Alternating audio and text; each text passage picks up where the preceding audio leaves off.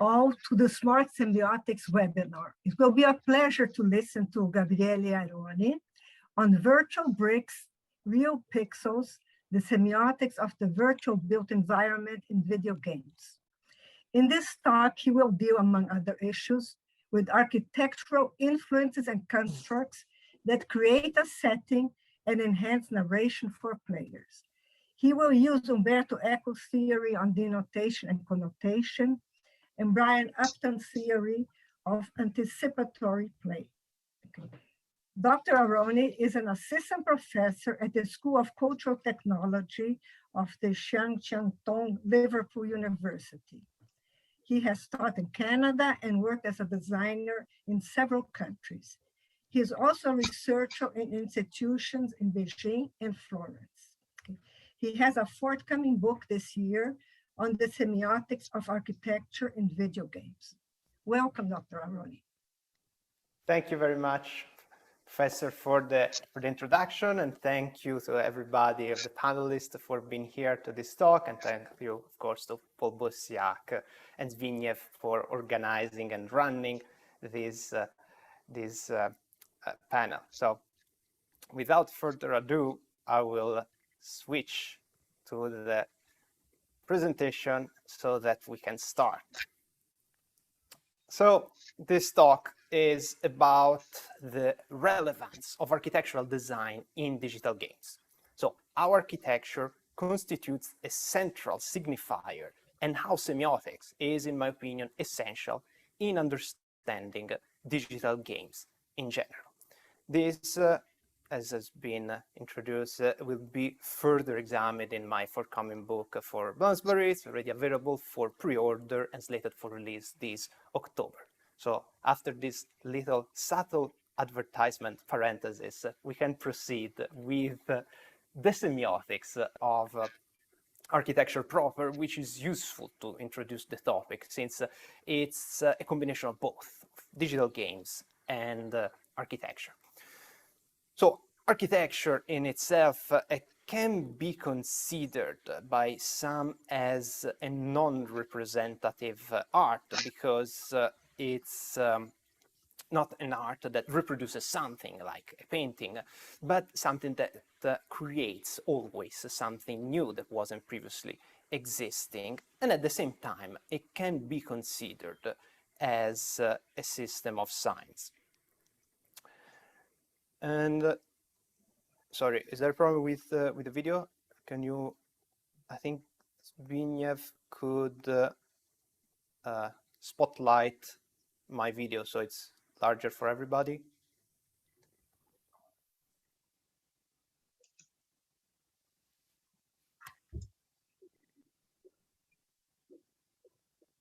Okay.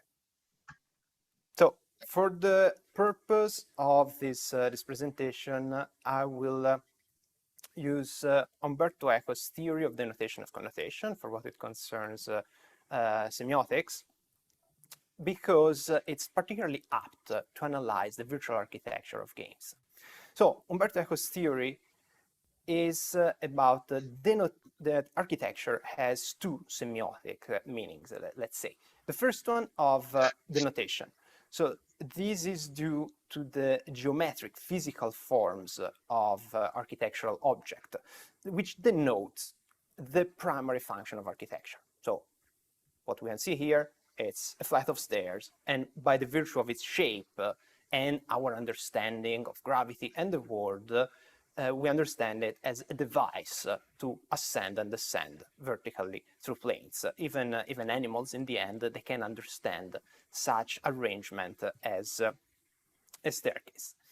Then there are other elements built on top of this that connote, so give the secondary level that connotes the ideology, as Umberto Eco puts it, of the function. So materials, colors, design, which connote additional meaning. Now, it's important to understand that the secondary function, it is not secondary in order of importance, but rather built on the primary one, as architecture most often has a functional role. At the same time, there can be especially monumental architecture, for which the main reason of its existence is the secondary function. So, as we can see from the example on screen, they're both staircases. They both fulfill the same exact function of ascending and descending. They clearly do not look the same, and the message we receive by looking at them is definitely different. And to the question of why is that so, the answer is semiotics. The answer is to communicate something. The monumental staircase of Palazzo Barberini was done to communicate a certain role of the building and of the staircase itself, and hence why they are different from each other. Now, so the two main questions are if architecture possesses a code, and this code can be investigated more in semiotics term, like an object which can be common to every architecture, and also can architecture, especially since it's functional and it has in most cases a functional role, does it involve communication at all if there is not a communicative intent on part of the designer? So can be considered the carrier of meaning, even if it just satisfies as a function. And it becomes really important if we talk especially about digital games, because their architecture is created with slightly different process. So it's still functional in a certain way, as we will see, but everything is intentional, much more so than in real architecture. So even in the real world, however, even architecture that might be not semiotically intended, not designed to communicate something specifically, as we can see in the picture, the Pudong in Shanghai, it's when we see that, we intend it as modern metropolis. So even if all the buildings that we can see on the other side of the river are not designed with the specific communicative aspect per se by the designers, put together in a certain location, we read it as modern metropolis. We see a skyline like that, that's the message we receive. And it was also, of course, part of the intent. If you allow for the building of skyscrapers, is because we want the aspect of a modern metropolis. So even if specific architectural elements are not necessarily semiotics in nature, there is always a semiotic result in the end. The main difference between real architecture and video games architecture is that in video games, everything is designed a priori. So in elements and events such as the destruction or neglect or speculation, which is often incidental in real architecture or unwanted even, of course, is created in digital games. So as we can see from the example, the effect of the earthquake, which was of course not intended, versus the effect of destruction in a game on this the other picture. The visual results are the same because in the game they're using semiotic elements, architectural elements that communicate to us the same way that they do in real life. So a ruin of a building is going to look like a ruin of a building because we read this series of pixels on screen, this series of objects, as building that has been destroyed by some event. So we semiotically, we perceive the signs the same way as we do in real life, but unlike real life, they are designed, they are prepared, and as such, even more semiotically relevant. So, because of this, architecture in video games is anchored to real-world architectural science, and that's why it's important to look at real architecture, because that's what we understand. We possess the necessary code to read them. If we were going for completely alien architecture that doesn't respect our laws of physics and our understanding of the world, it would be much harder for players to understand. And that's why we often see similar signs, architectural signs in games as in real life, which doesn't mean reconstructing real places, but means using the same semiotic vocabulary. So roads, bridges, doors, windows often represent their real life counterpart, since this is how we understand them. We understand these forms. If you see a window in a game, if you see something that looks like a window in a game, we understand that sign as window with the same purpose, which at the same time have specific rules and conventions unique to digital games themselves and often unique to a particular genre, as we will see a bit more in detail later. So the elements are the same, and our first read of these architectural elements is the same as we have in real life, because that's our underlying vocabulary. That's why, despite everything, these similarities between architecture and language are there indeed, because even if it doesn't follow exactly the same rules, in general, there is an underlying system of signs that we understand very much like a language.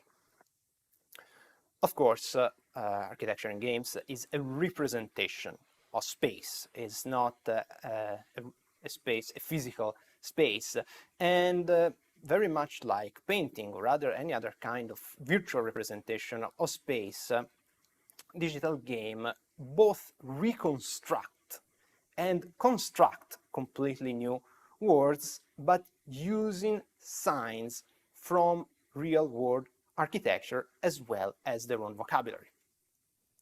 For example, in the image we are seeing now, which is one of the vedute of Canaletto, it looks like a realistic place, a realistic painting of Venice. But the interesting thing is that in this veduta, and in fundamentally every other veduta by Canaletto, there's always some adjustment, some slight bend of proportions of the buildings, some slight change in perspective. So if one really goes and measures and checks the perspective, there are some inconsistencies. But this is what makes Canaletto's paintings so successful. Already in his time, he was a very successful painter and still one of the masters, because he didn't just reproduce reality, but he adapted that to a specific medium, in this case, painting. Of course, video games are no different, as a different medium that still speaks the language of reality. So the architectural signs that are used are arguably the same, or at least very similar to what we have in real life, as I said before, in order for us to at least be able to understand them. And many of them fulfill the same function. A bridge is used to cross a body of water. So if we see a bridge in reality, we know why it's there. If we see a bridge in a game, chances are it fulfills the same function to allow us to cross a body of water. However, a game is almost never a perfect one-to-one reconstruction of existing locales, for the simple fact that it must fulfill its function as a game in the first place. If a game doesn't play well, there isn't much in terms of visual aspect that can save it as a functional game, that especially if you want to sell it. However, the fact alone that there is so much artistry and effort poured in creating and using architectural signs in the creation of digital games, it's a sign of how important they are and how effective they are in order to produce an effective functional game. So what we were seeing here was the Japanese game Final Fantasy 15, and we are seeing the city, in-game city of Alticia, which was created to as a fantasy version of Venice, with no link whatsoever to the real Venice in the story of the game. And while being different from the real one, as you can see, there are elevated waterways and different buildings, but the artist from Square Enix, the developer of the game, they managed to capture the various topoi of the city of Venice in order to reconstruct something that is familiar and different at the same time. So they use the same materials and colors, such as the yellow plaster, the Istrian stone, architectural elements, such as the polyphony windows, framed arches on the facades, and so on, in order to establish a certain visual that we could understand and will characterize also the game. Which brings us to science and how semiotics is used in digital games proper, which are not all of them like the one that we have just seen before. So the scholar David Myers called games semiotics machines, and indeed they are. On the surface, a series of signs that are appearing on screen and on which we act upon. If we look at the very basics, there isn't much else, especially if we look at early games such as the one pictured here, Pac-Man from 1980. And this is something that in fact accompanied games ever since. Since the birth of the medium, semiotically speaking, games used more symbols rather than iconic signs or other kind of signs.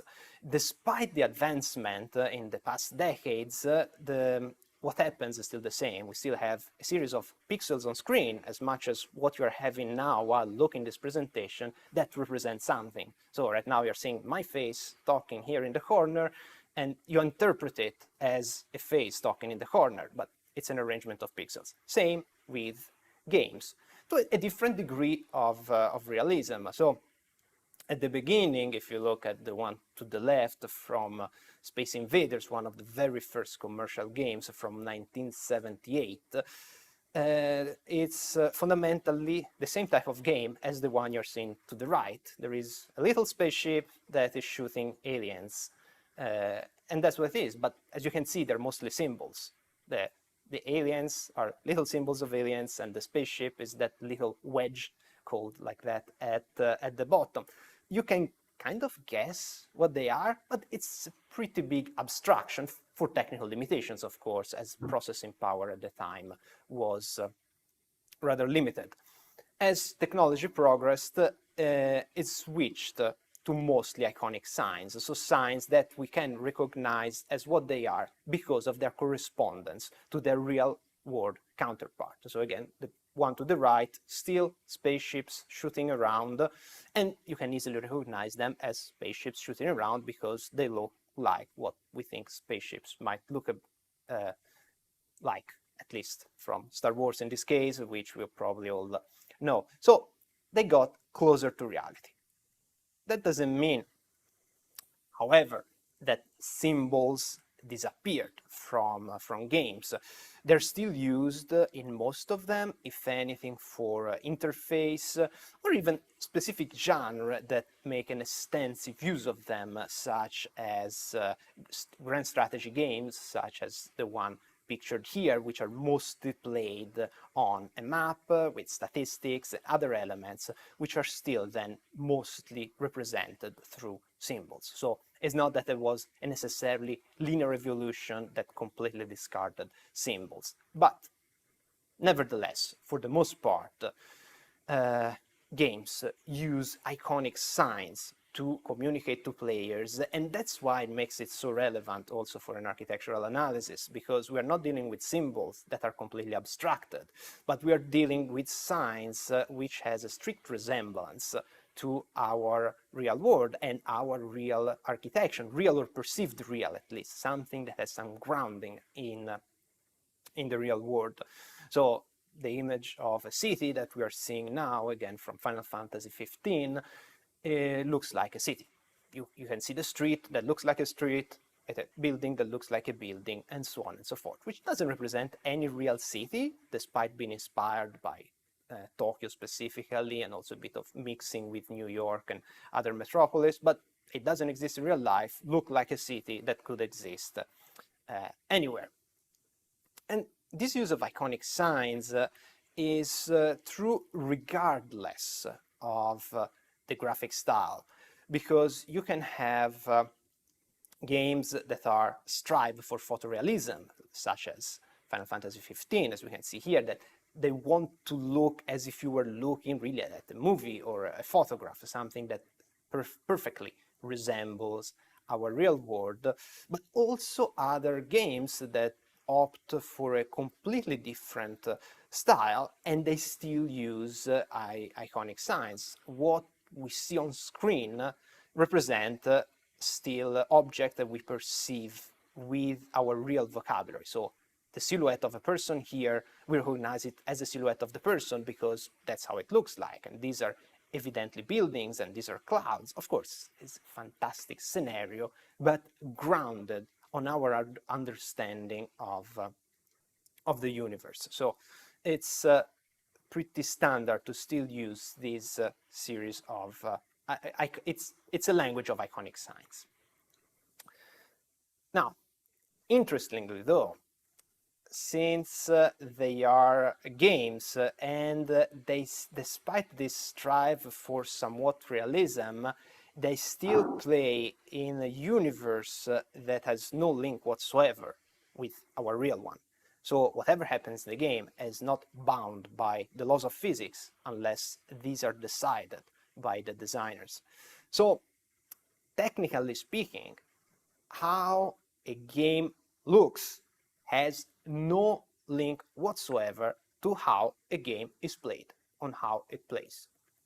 Espen Arset, one of the founders of the discipline of game studies itself, famously argued back in 2004 that replacing Lara Croft, the character you can see pictured here, the protagonist of the famous series of Tomb Raider. So he argued that replacing her with a gray box will change nothing in the game, and that the game would play the same and would be perceived the same by players.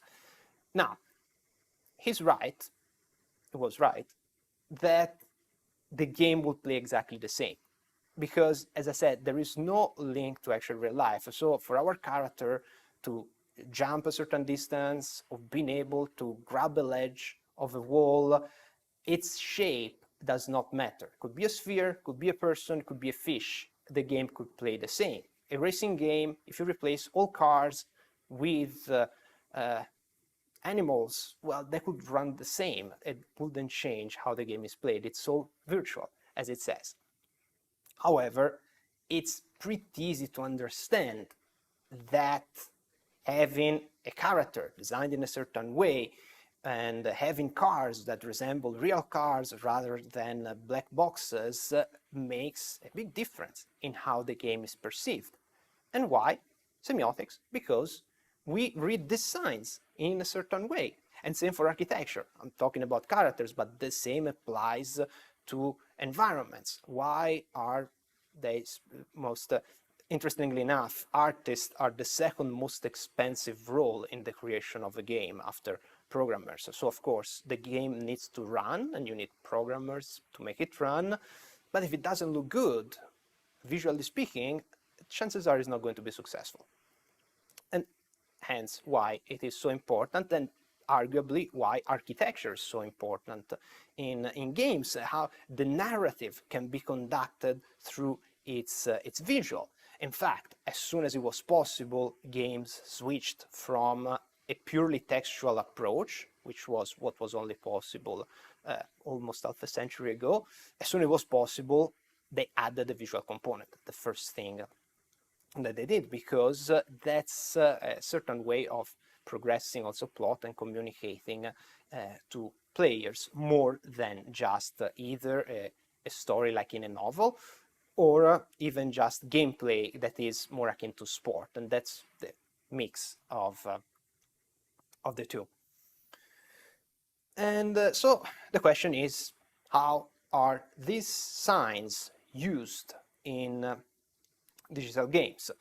One of the theories that I find most apt to understand it is the one of Brian Upton of anticipatory play. So the idea that in digital and in his opinion, non-digital games as well, the unfolding of events, the anticipation of what to do next is what drives players forward, and they are as important as the actual act of interacting with the game. So there is this enjoyment and expectation of planning. It's as important. And how it is affected mostly through architectural science. Brian Upton was a former lead designer for very famous games, namely the first Rainbow Six, and he designed the level of the game, the spaces of the game based on this concept. But even, for example, in this other game, Naissance, we can see how in this landscape we have these bare structures, these other points with lights and more complex elements that already invite our sight. So we are invited to get there, and thus players think, okay, I need to get there, how do I get there? And that's what makes the game interesting, as much as managing to actually get there by jumping around. So different elements and architectural elements are read so differently depending also on the gameplay style, the type of game. So for example, air vent, which are as mundane as an architectural element as you can think of, can instead be used for anticipatory play. In the game Deus Ex Mankind Divided, here pictured to the left, event is a passage, something that brings possibilities, even escaping from enemies or reaching hidden places, and generally allows for more gameplay.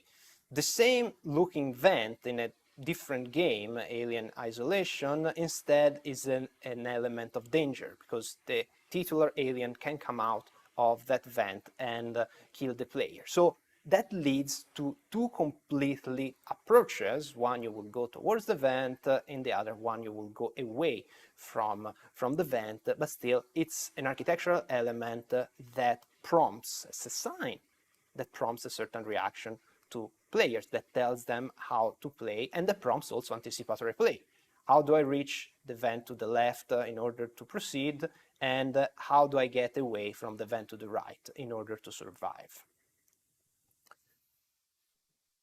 And in Brian Upton's opinion is that the signs in games are what they call ludic signs. So this model of semiosis where there is no fixed relationship to the sign, even throughout the game or through different games, but they're interpreted as we go, which is not that different from architecture.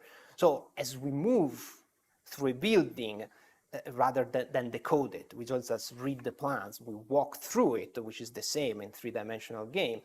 And the significant changes also based on the location. A house in the middle of a desert is different from a house in a city, whereas reading a piece of poetry is the same everywhere. The piece of poetry doesn't change. Of course, might have different meaning for people in different places, but the piece itself doesn't change. Architecture change based on context, which is another important element. And architectural signs in games have thus two main functions.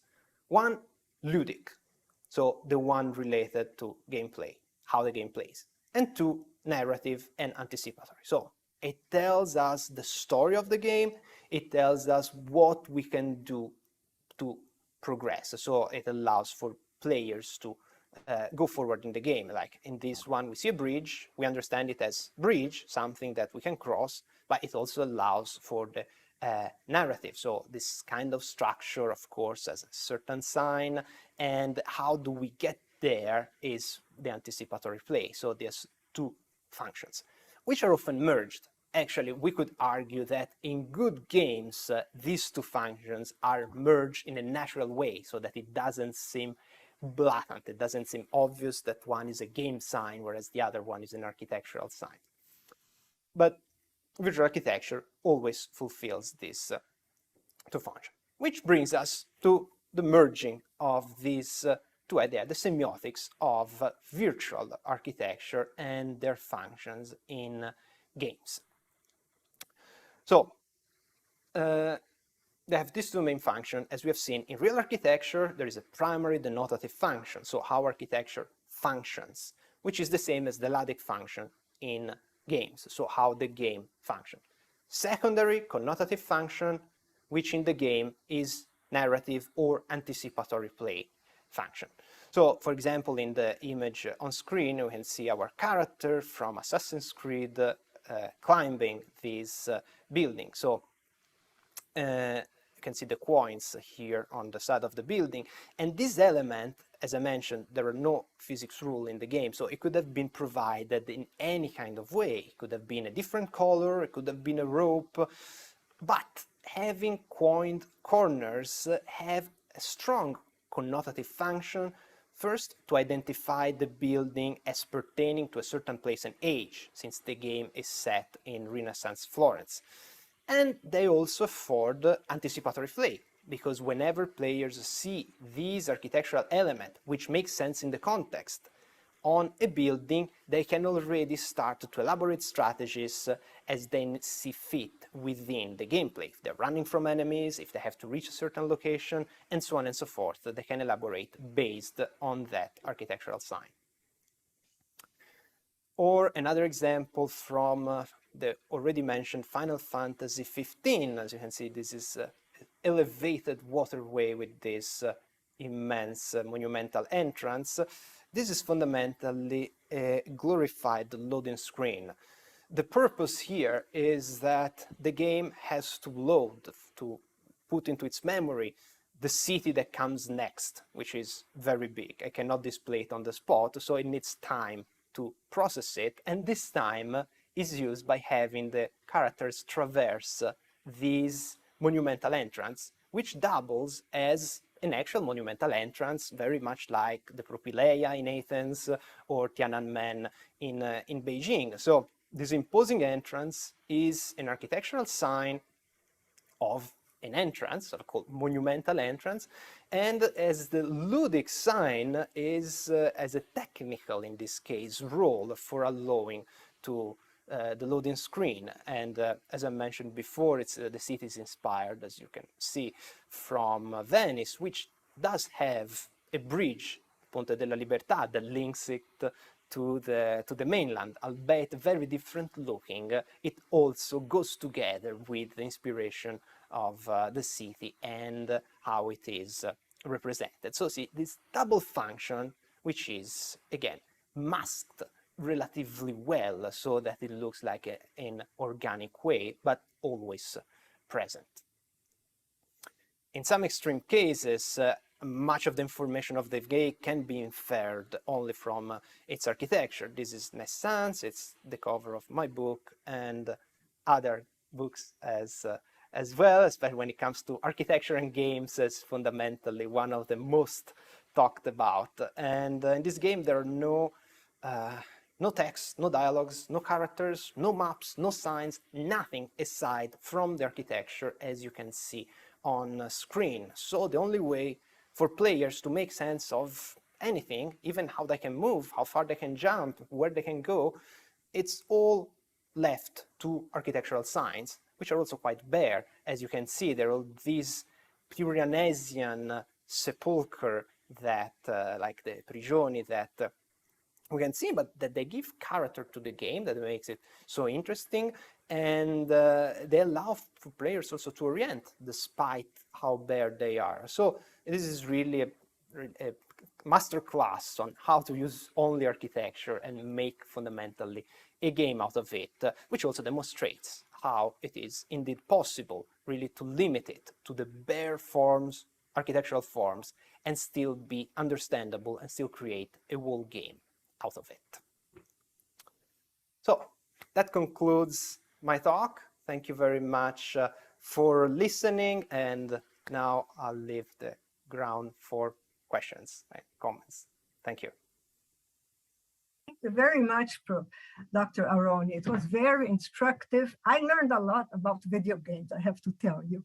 And also, this poses a lot of questions. Okay. I want to thank Paul Buissac for putting together this webinar.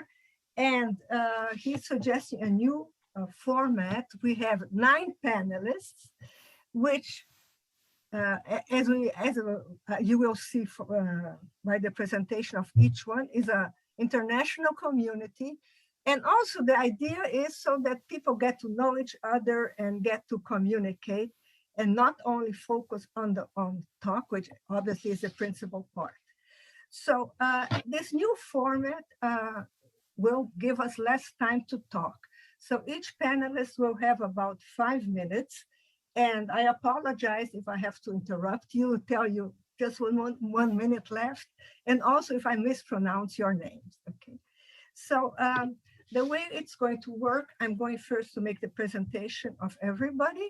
Then politically correct, I will call a male and a female professor, and then the floor will be open for anybody to speak.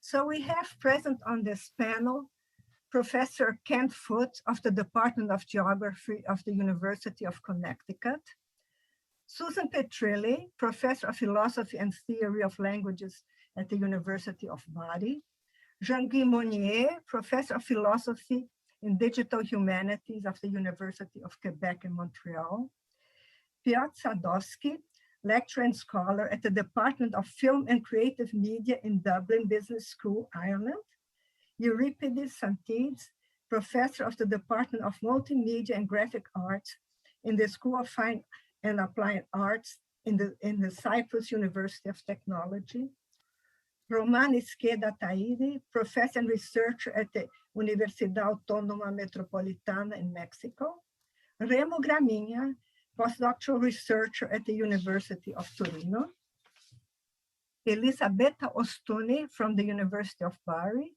and Thiago Miller from the Universidade Católica Dom Bosco, Brazil. Okay. So to start with, I'll call Professor Ken Foote to make his remarks and comments. Thank you very much. And thank you, Dr. Aroni, for this excellent presentation. I've also had the chance to read some of your articles, such as those on the architecture in Assassin's Creed 2, in Witcher 3. And I find what you've written about to be really quite engaging, because it relates not only to Echo's work, but much that's going on in semiotics in my own field of geography. So as a geographer, much of my own work focuses on spatial narrative, the way stories are sometimes told in space, at tourist sites, museums, and also the way that stories are told using maps. What was once called the semiology of cartography is now morphed into what we term story maps. And cartography and video games are actually moving closer and closer together in systems like Google Earth. So what you're speaking about crosses over to my field as well. So I may pose a few questions today, and I know we won't have time to answer them all. But one of the things I found most interesting right off the bat was the parallels between architecture and video games and architecture and literature generally. And the points you raise about the ludic qualities of the architecture, which is fascinating, the way that they bring about this playfulness, I think also comes through when we look at architecture and literature as well.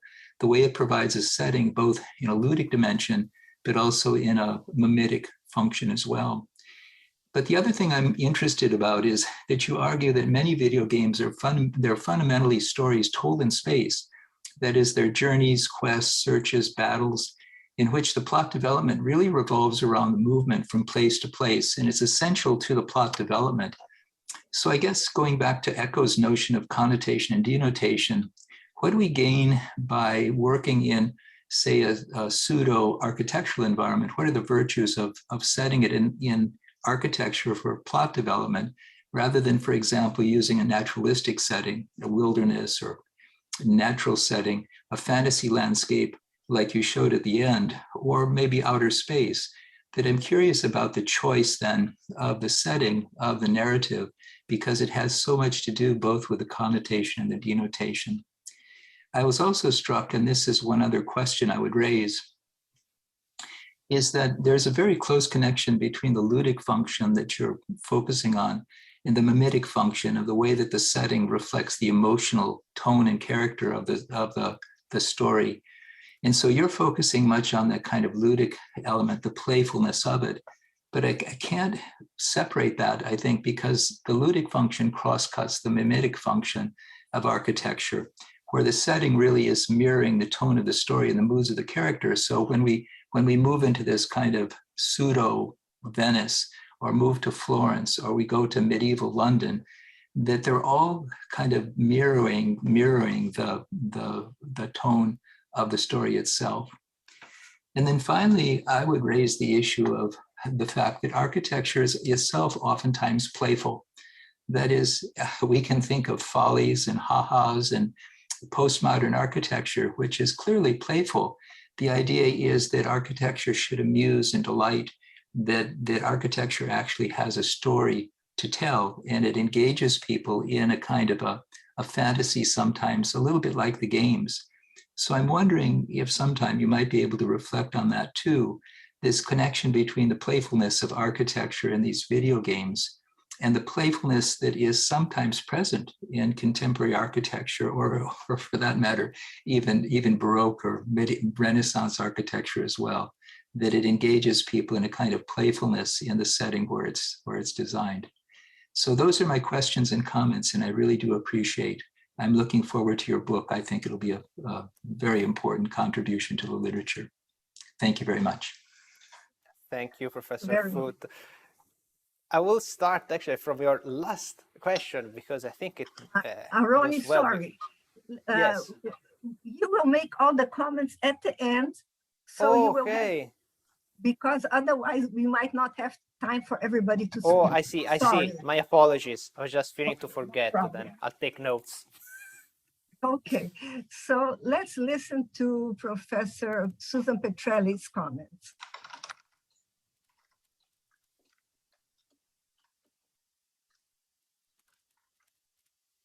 Susan, you're I muted. think you're muted, huh? Yes. You have to unmute yourself. Scusate, I'm sorry. Thank you. Hello to everybody. Sorry about that. I'll be very quick. I was just thinking, I'd like to hear more about the relationship between video games and the artwork. We've heard, why are we interested in video games? And we've heard quite a lot about the relationship between video games, architecture in video games, and reality. What about the relationship between video games and the artwork? I think that is an important consideration also in relation to the question of meaning connected to the generation of meaning connected to video games. Gabriele, you were talking about, you asked yourself the question about intentionality.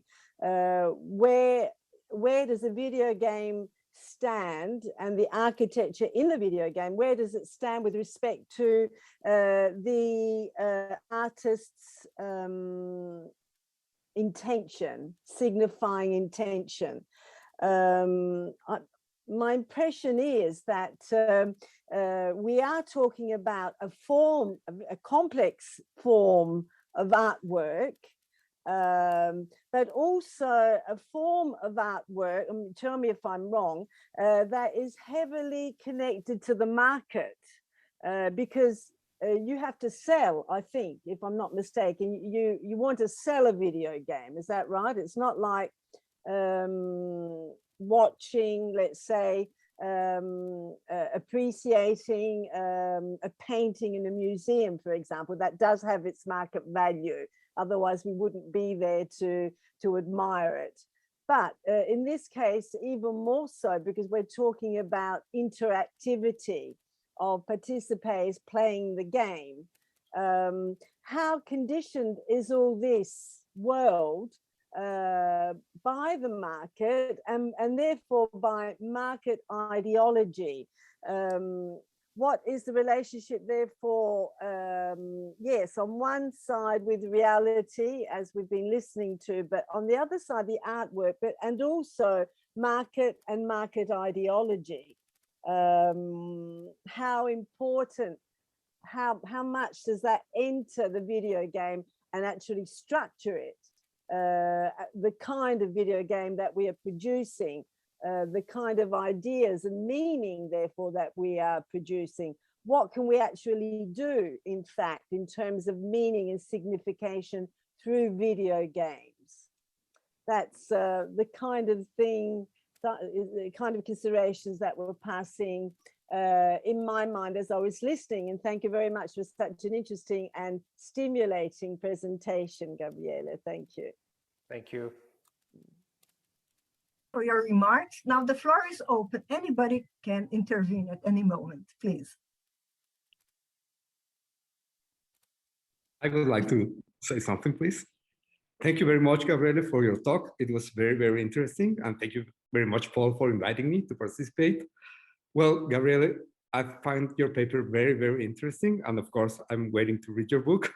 I work with architectures a lot. We do the basic research of users that the architecture is going to satisfy. So we work for supermarkets and cafeterias and all these kind of things, mostly commercial things. And I'll come back to Susan's comment, which was very interesting, of course.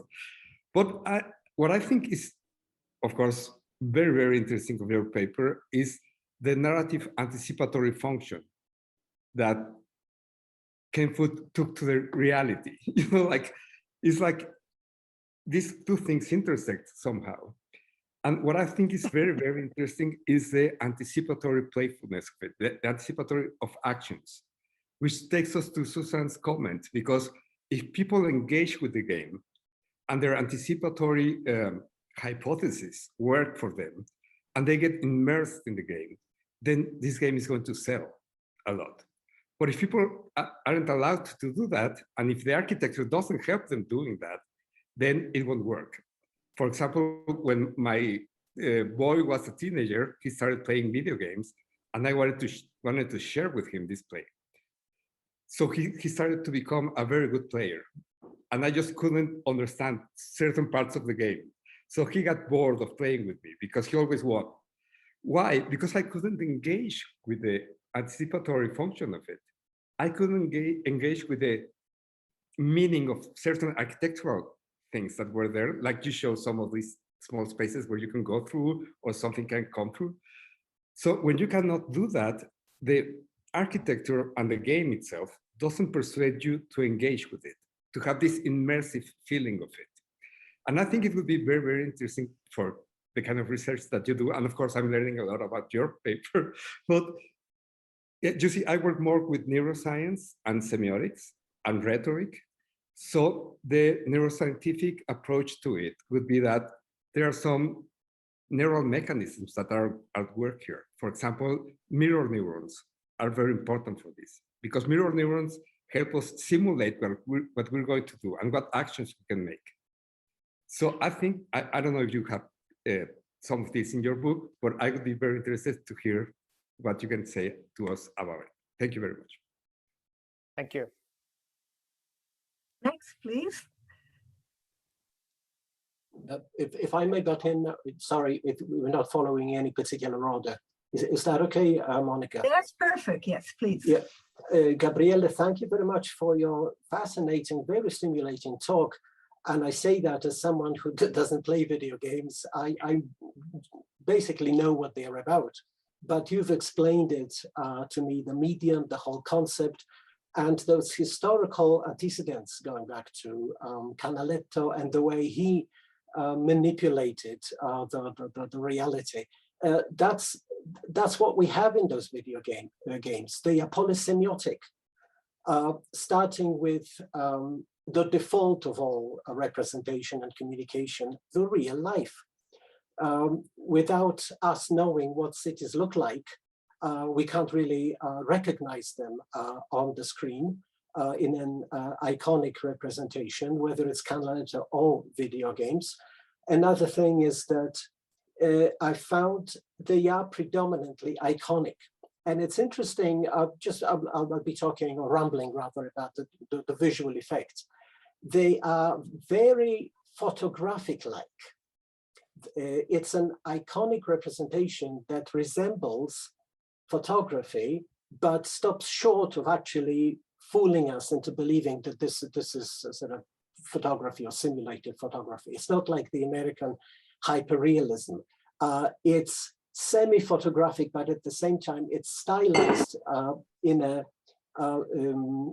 clear and visible way to make it look like it's an animated painting, realistic painting that stops short of being an indexical medium like photography. And also that example with Canaletto. Canaletto painted in such a realistic, proto-photographic way. I think he had at his disposal the camera obscura. You're nodding, Gabriele, so, and Thiago are not. So what we see is actually a representation of a photographic image that Canaletto saw on the camera obscura. That's why those images, those paintings are so realistic, down to the shadows and in human figures caught in freeze frames in mid-action, things like that. And then I would define video games from from your presentation as interactive, animated action movies. Okay, they are animated, but not in that stylized way, like The Simpsons, or it resembles photography. It resembles indexical conventional movies, but they are not. And then they are animated, and also with the camera roaming and moving about. That's simulated, but now one can actually shoot a movie using a drone or a very light equipment that just flies through the air and is not fixed to any particular position. So that's my general impression, Gabriela. Sorry if it is impressionistic, but thank you for explaining the semiotics of visual games to me. Congratulations on your book, and I look forward to reading it. Thank you. Thank you. Thank you very much. The person, please. May I? Sure. Oh, No, you. We still have 4 people. Maybe I'll call them by name. Jean-Guy Monnier. Would you like to speak?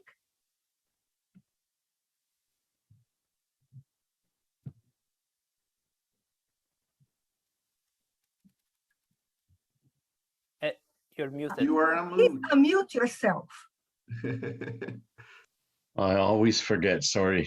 Thank you very much for the very brilliant presentation. I'm not a specialist in games, but your presentation raised many questions on semiotics. Often we see semiotics from in a spectator positions. There is this structure of signs in which we have to read, but here we are engaged in it, and it changes the game of understanding the roles of semiotics. And my point of view is the computational aspect of the problem. I'm trying to put things together on the presentation you've given. Computer games are a prototype of a computational structure or artifact. And here the computation is applied to semiotic objects, very complex. It's not just a statue, a painting, or a book. It is a very active semiotic artifact, and it raises important computational questions for me. What's amazing is that if we think of computation, something will be deterministic because of the algorithms that are going on. But here, this deterministic aspect is broken down because of the interventions of the player. And the question that is raised is, how is this possible that the game is computer organized or organized in a computational way, but still it gives places to interventions, human interventions, decisions, the motivations. And where is the semiotic structure playing that allows this? And one aspect of your presentation that teased me is that all right for the connotation, the notations, but there seems to be something in the levels of structures in the games where the player can intervene. There's this, and there I make a link with the literature, semiotics, where you have a micro level semiotic where you have the person, you have the blocks, you have the shoes, you have the dresses. Like you're in text, you have the words, you have the articles, you have the sentence, but you have a meso structure also. Texts are not just words, there are phrases, there are sentences, there are paragraphs. Here in the game, you have also this meso structure, which is not the level of the individuals or the separations, but they have to be in interaction one with the other. A person can only do certain actions in a certain middle or in a certain architecture. It can't jump from one mountain to another mountain. It must jump from one level of stairs to another stairs, and their interaction. But you have also a macro structure of signs, which is the whole city, which is the boat going through the city. And it seems that you cannot intervene at one level. You must intervene just at one level. You can intervene between the levels. You cannot change the boat going because the boat is itself a sign of an action, but you can play with the boat going through there. And this raises for me the questions of where we can intervene in the game and playing with the actions, your engagement in it, and changing the possibility of the computation. And therefore, the game is not deterministic. And this is an important question, how the semiotic signs are organized, not in a grammar, but in a computational way, but allow at the same time to break the deterministic aspect of the semiotic structures. And it seems to me that this is done when you play between the levels of semiotic structures in the game. This is what your presentation raises in questions for me. Thank you very much for this presentation. Thank you. Let's hear Euripides Santides, please. Thank you, Gabriel, for this wonderful and fascinating presentation you gave us. Very interesting, and the information you shared with us is highly beneficial from the perspective of semiotics. I'm not either an expert in video games, but I think what you have taught us is very useful. I perceive things from the perspective of graphic and typography and visual communication. And from what you have presented us here, I think there is a parallel and close relationship between the elements, and as was already mentioned by the previous panelist, the relationship with cartography and things like position, size, texture, and materials that have to do a lot with architecture semiotics. Just briefly, 2 or 3 maybe questions for you in as regards to the semiotic parameters that evolve when the environment does not imitate any real environment that we already know. For example, Minecraft or other visual video games that do not imitate real architecture. What are the semiotic dimensions that one considers in those cases?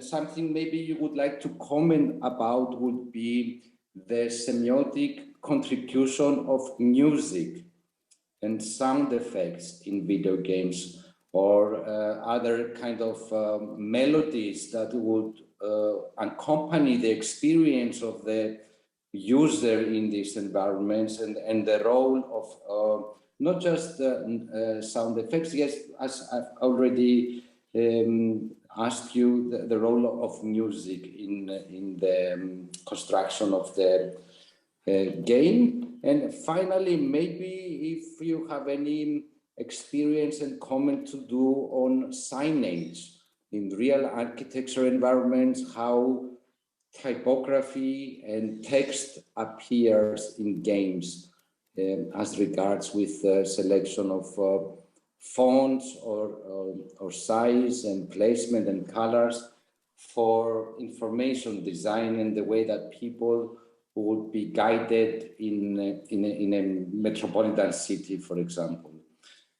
Thank you very much. I also look forward to your book and congratulations. Thank you. Thank you very much. Let's hear Remo Gamigna, please. Hello and good afternoon, and congratulations to Dr. Aronis for his brilliant presentation, as well as for the book, which is forthcoming. As a background, I'm a semiotician, and as a special interest, I am very much intrigued by the phenomenon of deception myself. So probably there would be a common ground in the, let's say, concept of simulation. As far as I understand from your talk, you laid out a difference between the so-called real world on one hand, and on the other hand, let's say, a simulated world. So I would have a couple of questions related to this dichotomy. There are some strands into contemporary philosophy who claim that there could be an hypothesis of considering the real reality, so what we call the real world, as a sort of a simulation. So in that case, the simulated world made through, let's say, artificial intelligence or virtual reality would be a model of a model. So let's say a meta model. And therefore, I would like to ask to you, what's your take about this point of view? The second question is more, let's say, semiotically oriented, and it has to do with the typology of signs that you have laid out. And this also links to the comment that Professor Sadowski pointed out before. From your speech, I gleaned that there are two main types of signs that are working in the simulated reality of video games. One is, let's say, iconic, and that constitutes the majority of the signs which operates in this virtual world. And the other one is the symbolic type of, let's say, signs. But my point would be, what about the indexical nature of signs into these representations? Is the layer of indexicality completely disregarded, as for instance in the so-called simulacra underscored by Baudrillard? Do we have to completely disregard this issue of indexicality altogether? Can we talk about, as Baudrillard does, of a loss of a referent into this type of representations? One way to go would probably be the, let's say, area which was pointed out by Professor Sadowski, I would say, because as he pointed out, there is a representation of indexicality through the imitation of images, but I'm not sure that that could constitute a true indexical sign. Probably that would constitute a sort of a pseudo indexical sign. And that's already a good question to start with. So thanks all. Thank you. Let's hear Elisabetta Ostuni, please. Good afternoon.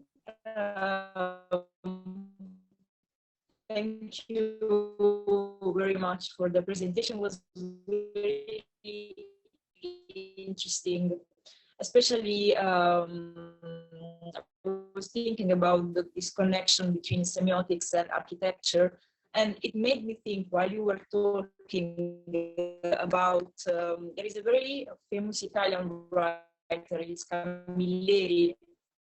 I'm sure you know him. Sorry, there is some noise in the background. We cannot hear you clearly. Not well.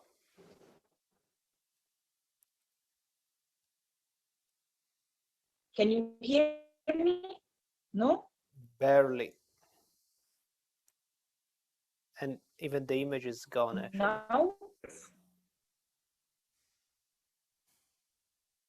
I think it's a connection problem. Yes. Again, please. Okay, now. Second. Now? Better.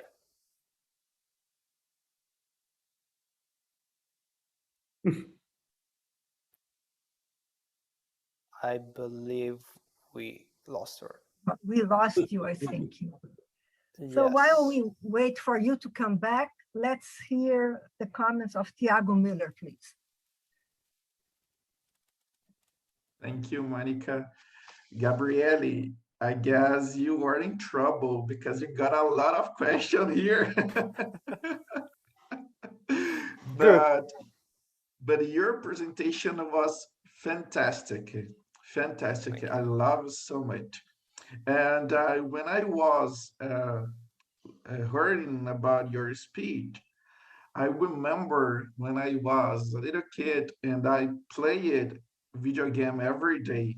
It was a trouble to my mother, and it played every single day. And one day I decided what I want to be when I grow up. And I come to my mom and say, Mom, I know exactly what I want to be. I want to be a turtle, like a fight turtle. And when I was hearing you, I was thinking about exactly like this, because I want to hear exactly about what Susan and Sandowski said, because video game can offer to the user some possibilities, some narratives, what the user can be. And actually you can hear about some characters and what the character can represent me inside some problems and doing some actions. And the landscapes in the video games can exactly represent the place outside video games. It's like we can deal with a second life. Do you know, when I can be the character and I'm living in a video game in the space that's the same exactly like outside the video game. And I want to hear about you. I want to hear it about you, about a second life. How can semiotic can improve this language, can improve you can improve some narratives with this actor, the landscapes in the video game. Thank you. It was fantastic. I love it. Thank you. Thank you. Appreciate it. I think Elisabetta is back. I don't know what happened. Can you hear me now? Oh, now it's perfect. Okay, perfect. Really strange. Anyway, yeah, I was saying thank you. It was very interesting presentation, and I was thinking about and he really created connections between semiotics and architectures, because he was. Can you hear me? Yeah, it says that the bandwidth is low. So we hear you, but not perfectly. Maybe you can turn off the camera. Yes. Yeah, turn off the camera. Yeah. It's better. Should help. Yes. Okay. Sounds better. Yeah. Okay, I'm sorry. I really don't know what's happening. Usually it works perfectly, but anyway. Okay, so I was thinking about this Italian writer Camilleri, who wrote a sort of elogio, praise about the trullo. Trullo is a very typical architectural construction, typical of our region, which is Puglia, south of Italy. And he made connections between the activity of thinking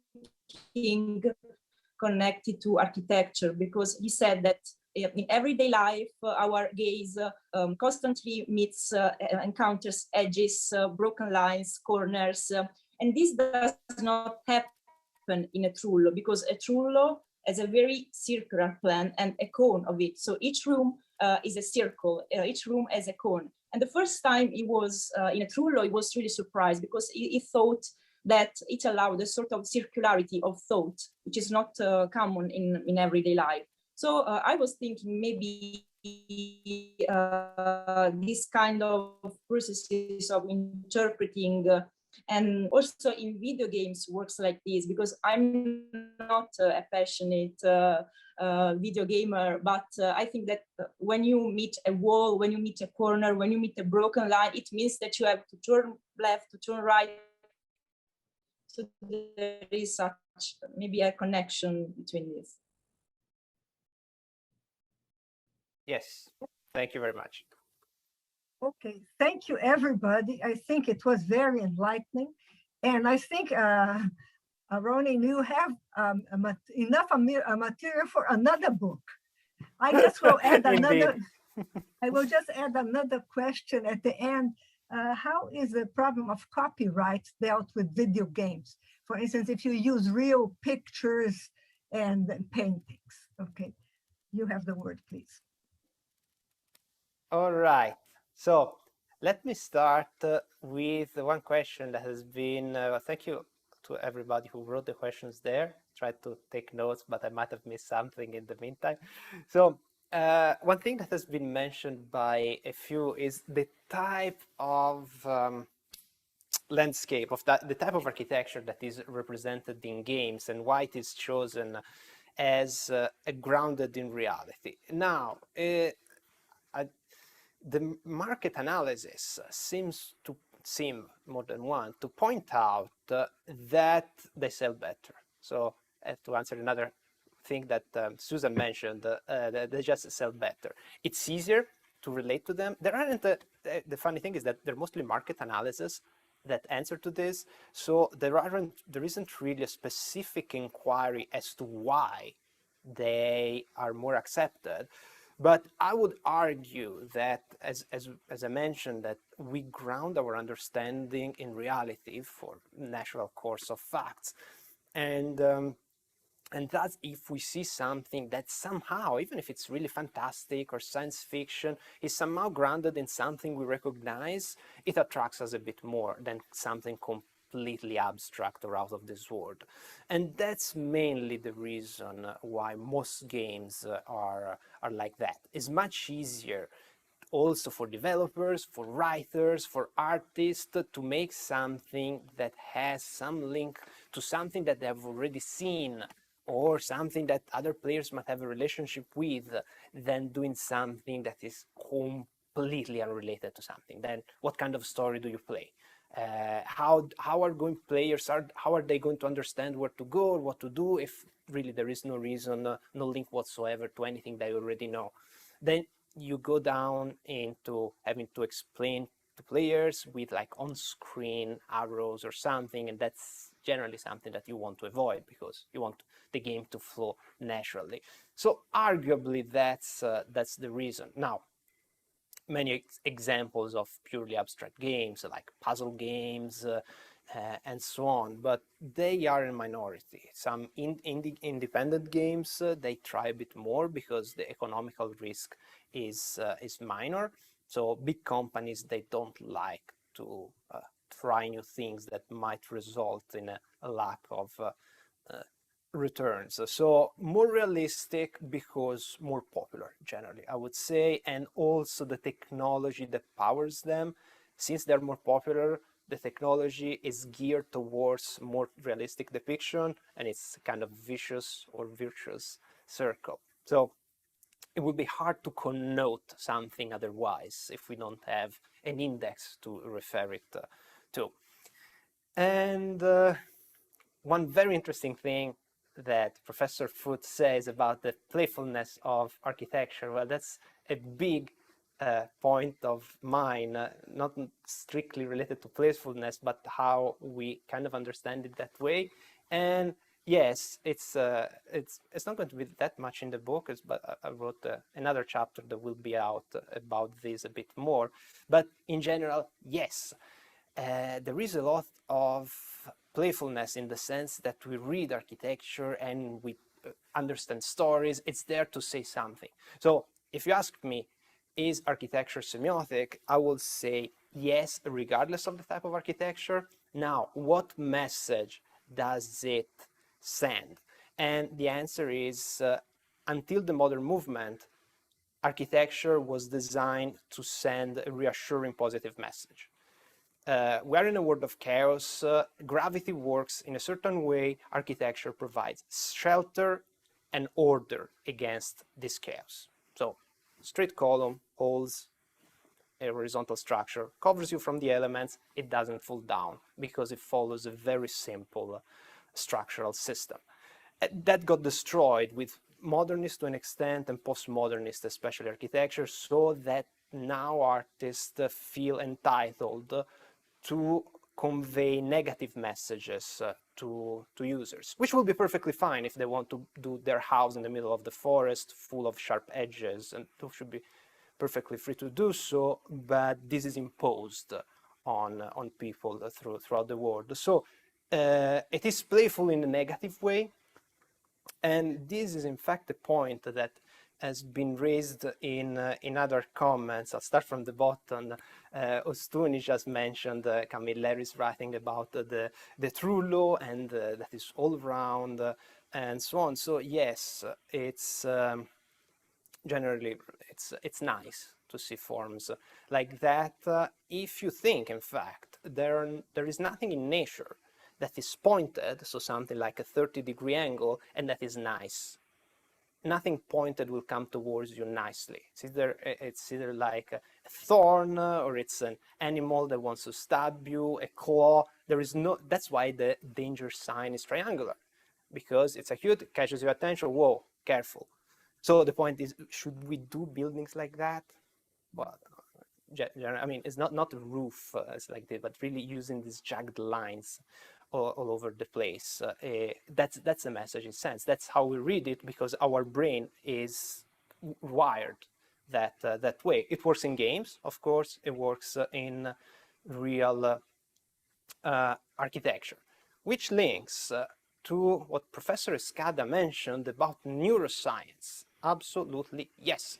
There are rather recent the studies of neuroscience and architecture for some strange reason. And I will mention scholars like Nikos Salingaros, who work with Alexander, another famous theoretician of architecture. And he mentioned neurobiological studies to ground these theories of architecture, which is very much relevant in games because, as I mentioned, we read spaces more or less the same way, so we're going to have a similar reaction. And in games, of course, they're done on purpose.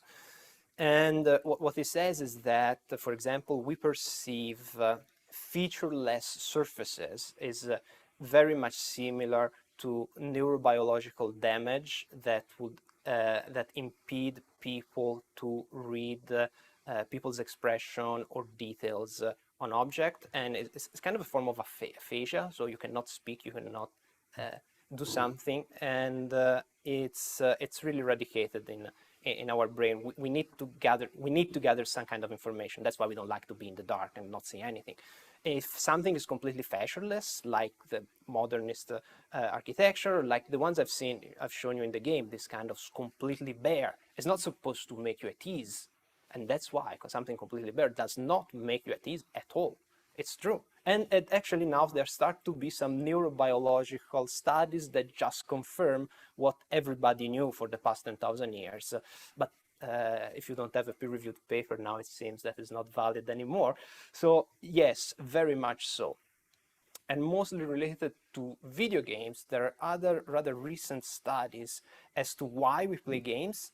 So there is Fortes, Tondello, and others that have made a big study scanning waves. I'm not a neurobiologist, so I wouldn't know. But anyway, it turns out that we play games for several reasons. They treated mainly like 3 categories. So some people play for to for the skill, for the trip of winning. Some others are really just to enjoy the playfulness itself. Some other for the social aspect. So even just, it's not that games are necessarily like akin to sports. It's not that people just play to win or play to fight against something and go surmount obstacles. It can be also just for the experience, and that's where, of course, architecture plays a big role. To answer to Professor Petrelli, very much like art. So that's in fact that's another point that I didn't raise in the presentation, but which I talk more about in the book. It is indeed the relationship between video games and artwork. There is a British philosopher, Grant Tavenor, that argues that the interest of many players in games is the same as art appreciators. Since also games, as been brought up by several of you, are mostly realistic in their depiction, it remains one of the few forms of art, if art we can consider them, that allows people to enjoy artistic representations of reality and not purely abstract in form. So many enjoy the games because they look good. So very much as looking at the beautiful painting, some players enjoy the fact that games look beautiful, as we've probably seen from some of the pictures during the presentation. So from the point of view of image arts, so yes, they can be, there is much to say about games as visual arts. And now there is the whole point, that's actually has been a long fight between what's called lulologists and narratologists in game studies, but it's something that's been going on for a while, because the thing is, games always wanted their kind of independence, especially when it comes to academic studies, from other forms of art. So they always pointed on the interactive aspect, which is pretty interesting, because even if you look at right now, and I use the term digital games because it encompasses more, but the common term is video games, as you probably know. But the video aspect of video games is not studied that much. They're all talking about the game aspect, because true, that's what makes games, not movies, but at the same time, there is this whole part of visual that is absolutely fundamental, that it goes kind of in a secondary importance in the study of the medium, which is, in my opinion, detrimental, because there is a lot of very talented artists that create different ways of looking at art, or even translating it into something similar to painting. And Professor Petrelli also mentioned the market ideology, which is again linked to the realism, pseudo-realism that I was talking about before. And yes, there is of course a lot. The games became exponentially more expensive in the past years. So now it's many of them go on big production, easily north of $100 million, $200 million. They cost a lot. Even small production is still pretty expensive. It became simpler to make them and to distribute them. It became more expensive to make the big ones. So they play it safe, very, very safe.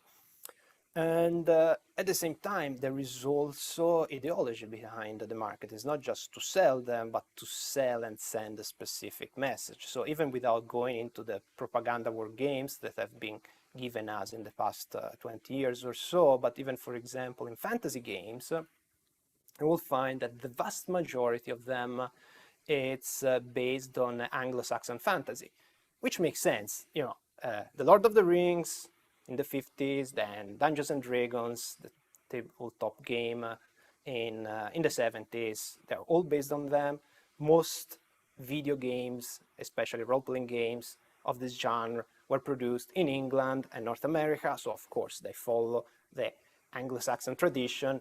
But the result is that often, even when they're done in other countries, they end up with the typical village and castle that you will find in England mostly. That's why even the folklore, the creatures, the characters, and so on, takes from them, which which so it's a kind of cultural imperialism, not imposed, but, and of course, the North American market is colossal, and of course they're going to buy something that is closer to their culture.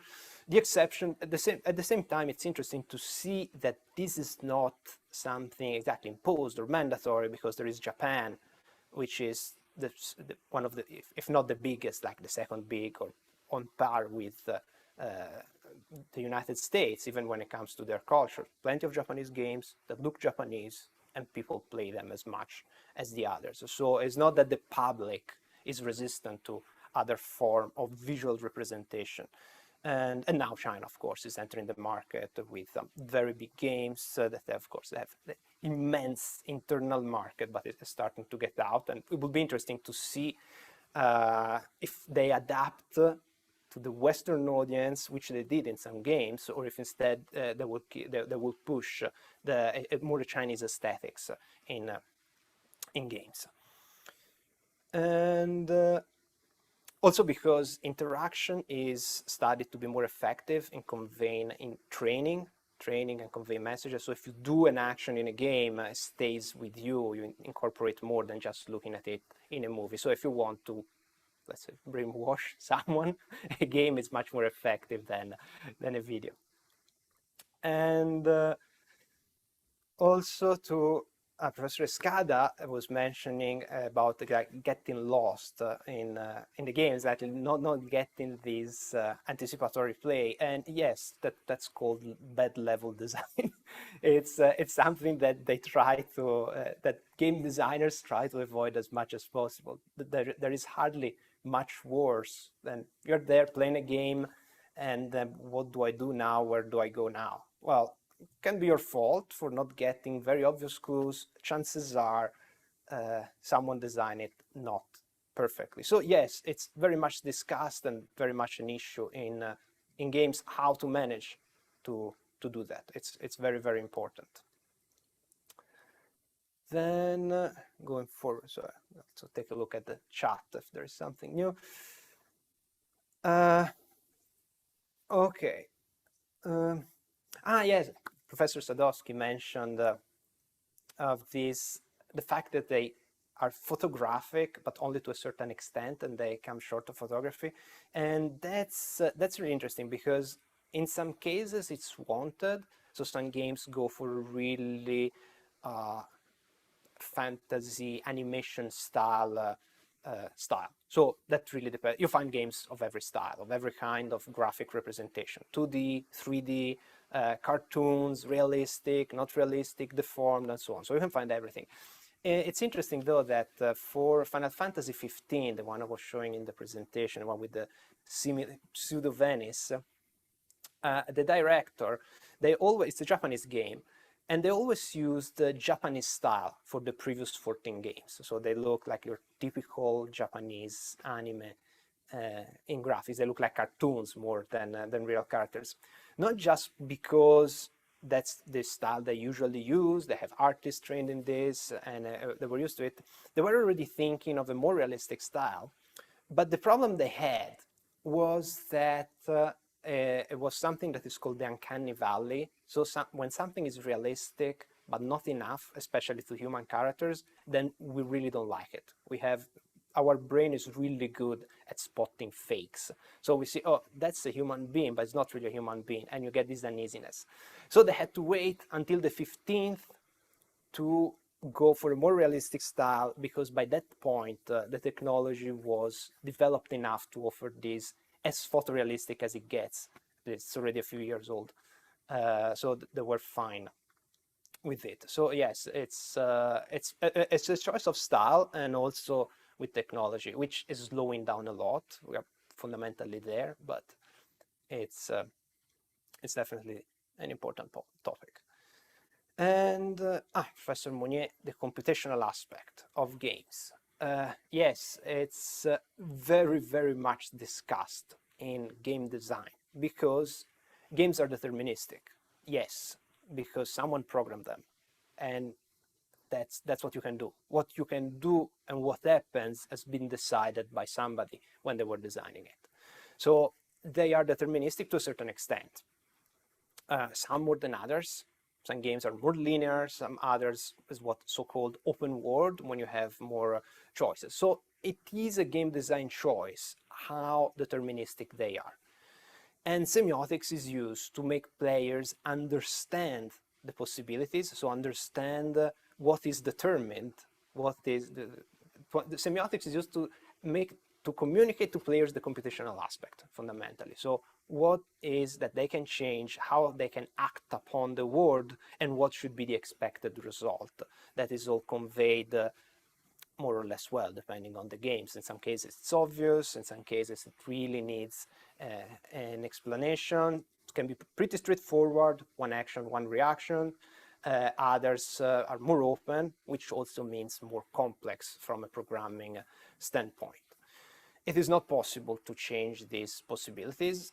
Sometimes there are unexpected outcomes, which they're called bug. So it's a problem generally, that something was supposed to happen, is not part of the game, you could consider it external. There is actually a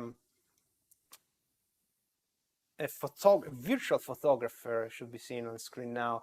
It's called Robert Overweg, and made this series, has been exhibited also at the Centre Pompidou in Paris, about the limits and edges of video games. So he took photographs of parts of games that you're not supposed to see because they were like glitch. The character glitched inside the wall, and that's what you will see. So it is a game. It's not supposed to, you're not supposed to see this part of the game. And he showed all this. He made a series of in-game photographs showing these surreal scenarios that you're not supposed to see in the game. So this is something that goes arguably beyond the deterministic aspect of the game. But then, is it part of the game because it's not supposed to be? So there are cheating, hacking, bugs, glitches. There are many, but then the question is, are they part of the game or they are not? So that's actually an open question. I'd say. I think that there is actually discussion going on into this topic. And then what next? Yes, games that do not imitate again real architecture, like Zanti has mentioned Minecraft. Well, I'm not that familiar with what they do in Minecraft. Actually, creating architecture in games is something I did not treat in my research because I think it deserves a more specific inquiry. However, for my relatively small knowledge about what they do in Minecraft, when I see screenshots of what people build, usually it does imitate real architecture. Blocky, made of blocks, but that's what they create. It's hardly, at least the ones that make the news, are very abstract, or anyway, it's something that can always be reconducted to understandable architectural terms, even within the less restrictive limits of the world. So it's as I mentioned, it's rarer to have abstract stuff for a very simple fact of understanding and market as well. Music and sound are, of course, super important and not enough worked on often. I would say soundtracks are still important. You have many games that get praised a lot for their soundtracks by players as well.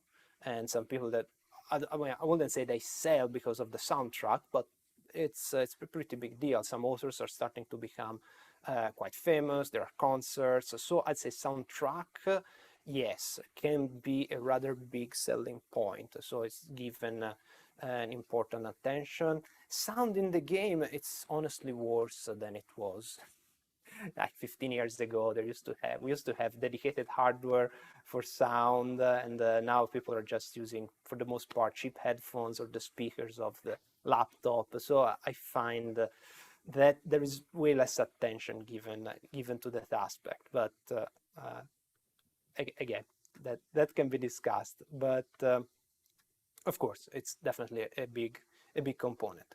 A bit less typography and text.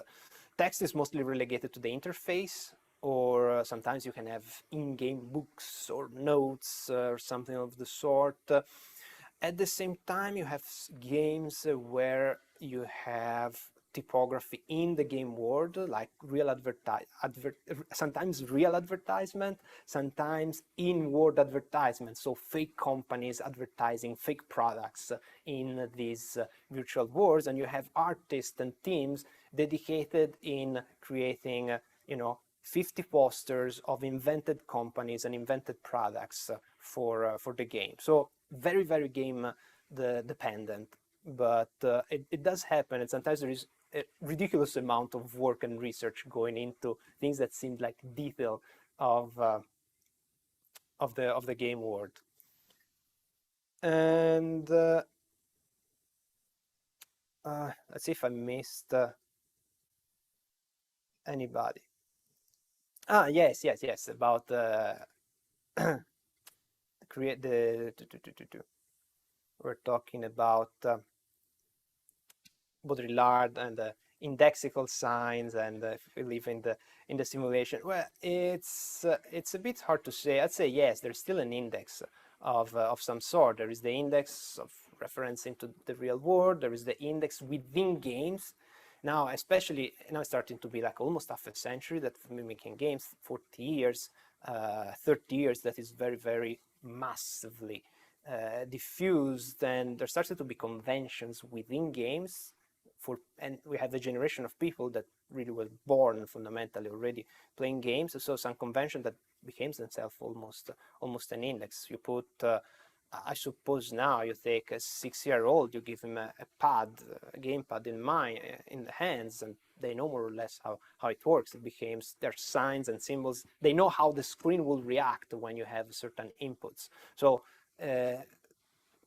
arguably there is. It's hard to say where, and we need to decide at which point we start checking for it, and where, in which part. But arguably, yes, it's it's in Platonic terms, games are images of images for the most part, but they're able to create something new that could expand, but it's difficult for the reason that I've said before, too experimental, too risky. There even are so-called art games where they really try to go beyond the fact of being just a game and having to win a challenge or anything. So there is experimentation in that regard, but for the most part, like cinema or painting in the visual aspect. And in terms of interaction too, it's usually, you walk, you fly, you shoot for the most part, because it's easy,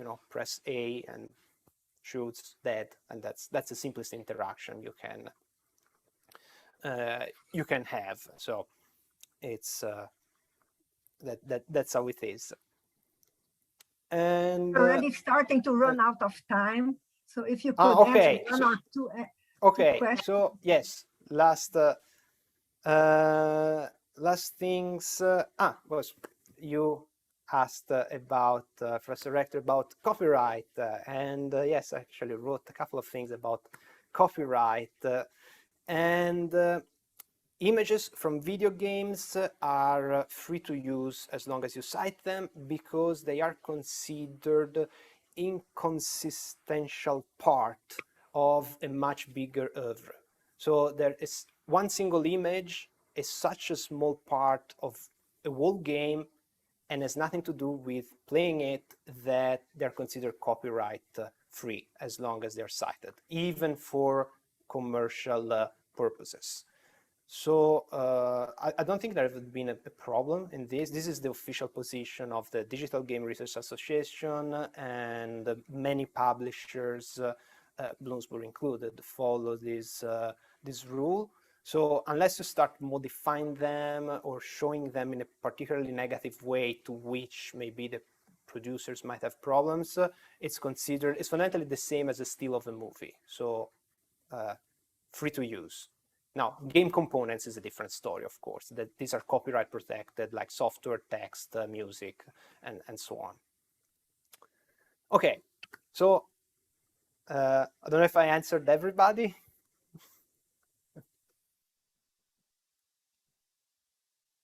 there any question left, it can be answered by email. Huh?